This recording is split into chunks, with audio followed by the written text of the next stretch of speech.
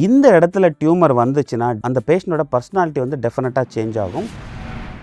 ஜென்ரலாக அவங்க ஃபேமிலி வந்து எப்படி இருந்த ஆள் இப்படி ஆகிட்டாரு, இவர் மேலே நாங்கள் எவ்வளோ மதிப்பு வச்சுருந்தோம், இவர் இப்போ பண்ணுறதெல்லாம் பார்த்தா ரொம்ப ஒரு வித்தியாசமாக இருக்கே அப்படின்னு டிப்பிக்கலாக அந்த ஃபேமிலி மெம்பர்ஸ் வந்து அவரோட அந்த பிஹேவியர் சேஞ்சஸை வந்து ஆப்வியஸாக சொல்ல ஆரம்பிப்பாங்க. டெஃபினட்டாக இந்த மாதிரி பர்சனாலிட்டி சேஞ்சஸ் வந்துச்சுன்னா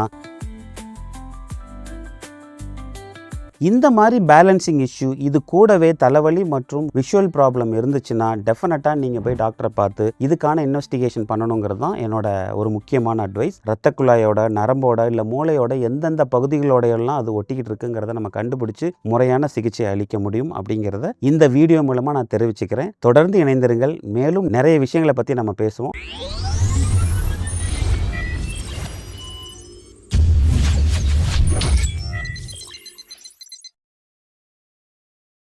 வணக்கம், நான் டாக்டர் பிரபு பேசுகிறேன். மூளை நரம்பியல் அறுவை சிகிச்சை நிபுணர், ஈரோட்டிலிருந்து.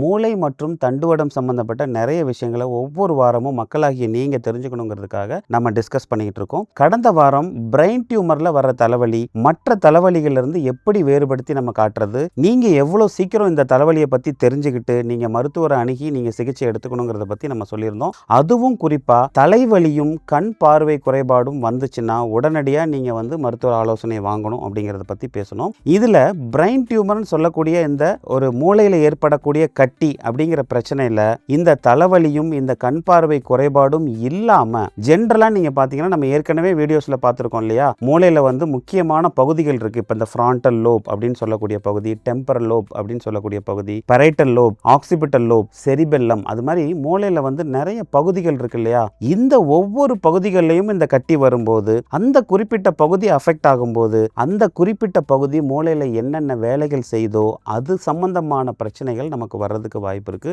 இதை பத்தி பேசினா நம்ம ரொம்ப எலாபரேட்டா பேசுற மாதிரி இருக்கும். அவ்வளோ எலாபரேட்டா இல்லாம சின்ன சின்ன விஷயங்கள், முக்கியமான விஷயங்கள் நீங்க என்ன தெரிஞ்சுக்கணும், இந்த தலைவலியும் கண் பார்வை குறைபாடும் இல்லாம எக்ஸ்ட்ராவா வரக்கூடிய நிறைய விஷயங்கள், சில விஷயங்களை வந்து அந்த ஃபேமிலி மெம்பர்ஸ் நோட் பண்ணுவாங்க. இப்போ எனக்கு ஒரு ப்ராப்ளம் இருக்குன்னா என்னோட ஃபேமிலியில் இருக்கவங்க என்ன இவங்க கிட்ட இந்த சேஞ்ச் இருக்குங்கிறத நோட் பண்ணுவாங்க. அதே சமயம் சில விஷயங்கள் நம்மளுக்கே தெரியும். இது மாதிரி வரக்கூடிய பிரச்சனைகள் என்னென்ன, நம்ம பிரெயின் டியூமரை கண்டுபிடிக்கிறது அப்படிங்கறத இந்த வீடியோல பார்ப்போம். தொடர்ந்து இணைந்திருங்கள். இப்போ நான் ஒரு முக்கியமான 4 விஷயங்களை பத்தி பேச போறேன். தலைவலியும் கண் பார்வை குறைபாடையும் தவிர்த்து இந்த 4 விஷயங்கள் தான் நம்ம மூளையில பிரெயின் டியூமர்னால ஏற்படக்கூடிய ஒரு முக்கியமான பாதிப்பாகும். அதுல வந்து இந்த 4வது நான் சொல்லக்கூடிய விஷயம் ரொம்ப முக்கியமான விஷயம். நீங்க தொடர்ந்து இந்த வீடியோ பாருங்க. முதல் விஷயம் பாத்தீங்கன்னா பர்சனாலிட்டி சேஞ்சஸ். உங்க எல்லாத்துக்குமே தெரியும், நம்ம மூளையில வந்து முன்பகுதி, அதாவது நம்ம ஃபோர்ஹெட் இருக்கு இல்லையா, நெத்திக்கு பின்புறம் இருக்கக்கூடிய அந்த பகுதி தான் வந்து ஃப்ரான்டல் லோப் அப்படின்னு சொல்லுவோம். இந்த ஃப்ரான்டல் லோப் வந்து பிஹேவியர் அப்படின்னு சொல்லக்கூடிய அந்த பர்சனாலிட்டியை டிசைட் பண்ணக்கூடிய ஒரு முக்கியமான பகுதி.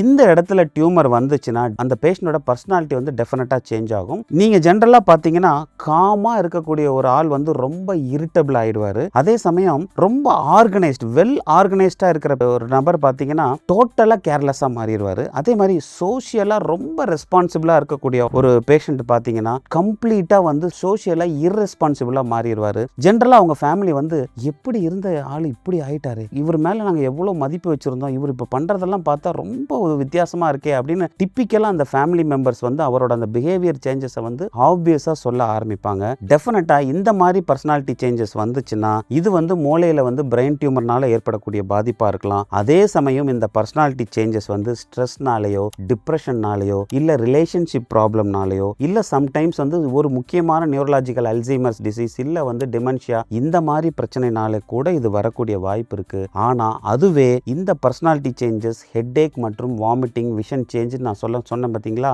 இதோட கம்பைண்டா வந்துச்சுன்னா டெஃபினட்டா நீங்க டாக்டரை பார்த்து உடனடியா எம்ஆர்ஐ ஸ்கேன் பண்ணி உங்க மூளையோட முன்பகுதியில ஏதாவது கட்டி இருக்கா, கட்டி அழுத்திட்டு இருக்காங்கிறத நீங்க பார்த்துக்கணும். அடுத்து நான் சொல்லக்கூடிய ஒரு விஷயம் வந்து மெமரி சேஞ்சஸ். நீங்க வந்து நம்ம மூளையோட பொட்டுன்னு சொல்லுவோம் பாத்தீங்களா, இந்த டெம்பரல் பகுதியில வந்து கட்டி அழுத்திக்கிட்டு இருந்தாவோ இல்ல அந்த டெம்பரல் பகுதியில கட்டி இருந்துச்சுனாவோ டெஃபினட்டா அந்த பேஷண்ட்ஸ்க்கு வந்து மெமரி சேஞ்சஸ் வரத வாய்ப்பு இருக்கு. அதாவது என்னன்னா ஜென்ரலா அவங்க வந்து ரெகுலரா ரொட்டீனா பண்றது எல்லாத்தையும் மாத்தி பண்ண ஆரம்பிச்சிருவாங்க, மறந்துடுவாங்க. ஈவன் சின்ன கீ ஒரு இடத்துல வச்சா கூட அவங்க மறந்துடுவாங்க. அவங்களோட கான்வர்சேஷன்ஸ், அவங்களோட மீட்டிங்ஸ், அவங்களோட ரெகுலர் ரொட்டீன் எல்லாத்தையும் கொஞ்சம் கொஞ்சமா மறக்க ஆரம்பிச்சிருவாங்க. இந்த மாதிரி மறதி வந்து ஆப்வியஸா அவங்களோட மற்ற விஷயங்களை வந்து பாதிக்க ஆரம்பிக்கும். இதையும் ஃபேமிலி மெம்பர்ஸ் நோட் பண்ணுவாங்க. ஈவன் இதை வந்து அந்த person himself can able to identify. நமக்கு வந்து கொஞ்சம் கொஞ்சமா விஷயங்கள் மறக்க ஆரம்பிக்குது, இது எதனால இருக்கும் அப்படின்னு அவங்க திங்க் பண்ண ஆரம்பிச்சிருவாங்க. சொல்லுவாங்க. இந்த மாதிரி பேலன்சிங் இஷ்யூ இது கூடவே தலைவலி மற்றும் விஷுவல் ப்ராப்ளம் இருந்துச்சுன்னா டெஃபினட்டா நீங்க போய் டாக்டரை பார்த்து இதுக்கான இன்வெஸ்டிகேஷன் பண்ணணுங்கிறது தான் என்னோட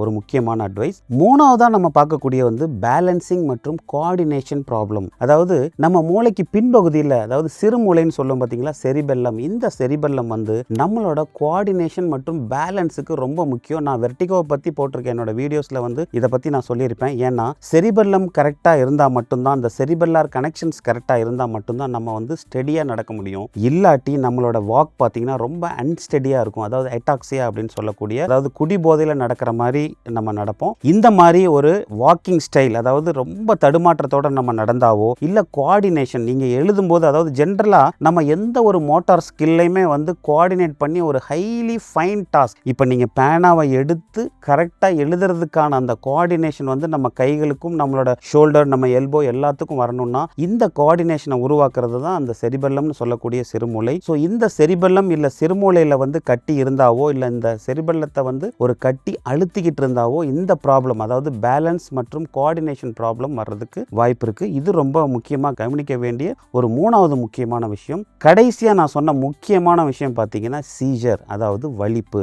ஜென்ரலா திடீர்னு, அதாவது இது வரைக்கும் நல்லா இருக்கிற ஒருத்தருக்கு ஒரு அடல்ட், அதாவது ஒரு 30 வயசோ இல்லை 40 வயசோ இல்லை 50 வயசோ 60 வயசோ யாராக இருந்தாலும் இது வரைக்கும் அவங்களுக்கு எந்த ஒரு விதமான வலிப்பும் வந்ததில்லை. ஆனால் அவங்களுக்கு திடீர்னு ஒரு வலிப்பு வருதுன்னா இதுக்கு பேர் தான் நியூ ஆன்செட் சீஜர் அப்படின்னு சொல்லுவோம். ஏற்கனவே வலிப்பை பற்றின நம்ம வீடியோவில் வந்து இதை பற்றி நான் தெளிவாக சொல்லியிருக்கேன். வயசான ஒருத்தருக்கு வந்து திடீர்னு வலிப்பு வந்துச்சுன்னா டெஃபினட்டாக அந்த வலிப்புக்கு வந்து நம்ம வந்து இன்வெஸ்டிகேட் பண்ணணும். இந்த மாதிரி வலிப்பு திடீர்னு ஒருத்தருக்கு புதுசாக வருதுன்னா இது வந்து பிரெயின் டியூமராக இருக்கிறதுக்கு வாய்ப்பு இருக்கு, அன்லெஸ் ப்ரூவ்ட் அதர்வைஸ். இதுக்கு வந்து மற்ற விஷயங்களும் காரணமாக இருக்கலாம். ஈவன் சின்ன ஒரு ரத்த கசிவு கூட காரணமாக இருக்கலாம், இல்லை வேற ஏதாவது இரிட்டேஷன் காரணமாக இருக்கலாம். ஆனால் புதுசாக ஒருத்தருக்கு வந்து ஒரு வலிப்பு வருதுன்னா கண்டிப்பாக அவங்க இன்வெஸ்டிகேட் பண்ணி அவங்க மூளையில் கட்டி இருக்கா அப்படிங்கிறத செக் பண்ணிக்கிறது தான் ரொம்ப ரொம்ப முக்கியமான விஷயம். நீங்கள் படங்கள்லையும் இல்லை சினிமாலையும் நீங்கள் பார்க்குற மாதிரி வலிப்புன்னாவே எல்லாருமே கை காலை இழுத்துக்கிட்டு கீழே உளுந்து புரளுவாங்கன்னு நீங்கள் நினைக்க வேண்டாம். சின்ன சப்டில் ஒரு ஒர்க் பண்ணிட்டு இருக்காரு,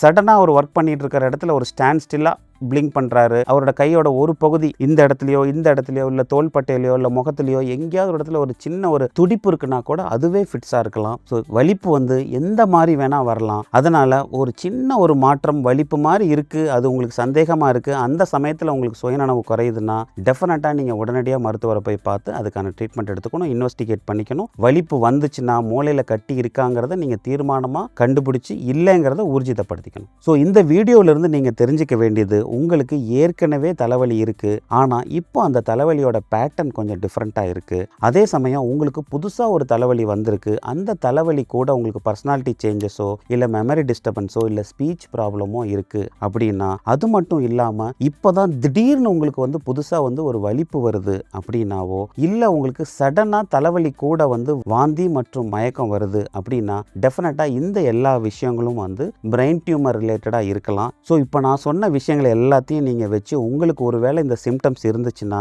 உங்ககிட்ட நான் சொல்ல வேண்டிய ஒரு முக்கியமான விஷயம், நீங்கள் ரியாலிட்டிக்கு வாங்க. 99% வந்து இது சாதாரண விஷயமா தான் இருக்கும். பிரெயின் டியூமர் வந்து 1% மட்டும்தான் வந்து இன்சிடென்ட்ஸ் இருக்கு. அதனால நீங்கள் பயப்பட வேண்டாம். அப்படியே ஒரு வேளை உங்களுக்கு பிரெயின் டியூமர் இருந்தால் கூட மெஜாரிட்டி கியூரபிள் தான். ஏன்னா இந்த பிரெயின் டியூமரில் வந்து நிறைய டியூமர்ஸ் வந்து பினைன்னு சொல்லக்கூடிய சாதா கட்டிங்க தான். ஈஸியாக நம்ம அதை வந்து ஆப்ரேஷன் மூலமாகவோ இல்லை மாற்று சிகிச்சை மூலமாகவோ சரி பண்ணிடலாம்.